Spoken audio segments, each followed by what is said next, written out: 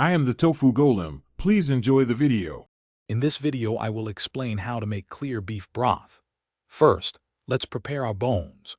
Roasting about 3 to 4 pounds of beef bones, like marrow and knuckle bones, at 400 degrees Fahrenheit for 30 minutes adds incredible depth and color. After roasting, blanch them in boiling water for 10 minutes to remove any remaining impurities. This crucial step sets the foundation for a truly clear and flavorful broth, ensuring a clean taste from the start. Next, we'll begin the gentle simmer. Place your prepared bones into a large stock pot and cover them with approximately 12 cups of cold water. Add your aromatic vegetables, 1 large onion, 2 carrots and 2 celery stalks, roughly chopped. Bring the pot to a very gentle simmer, ensuring it never boils vigorously. This slow, steady heat for 6 to 8 hours is essential for extracting maximum flavor without clouding the broth, creating a rich base. Now, let's focus on achieving that crystal clear finish.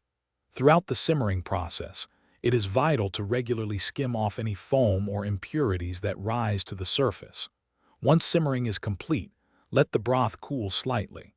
Then, carefully strain it through a fine mesh sieve lined with several layers of cheesecloth.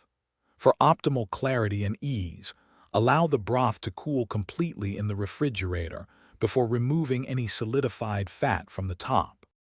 Finally, let's talk about storing and using your delicious homemade broth. Once cooled, transfer your clear beef broth into airtight containers. It will keep fresh in the refrigerator for up to 5 days. For longer storage, freeze it in convenient 1-cup or 2-cup portions. It will last for several months. This versatile broth is perfect as a base for soups, stews, sauces, or simply enjoyed on its own for its rich, savory flavor. Thanks for watching. Consider subscribing if we helped you today.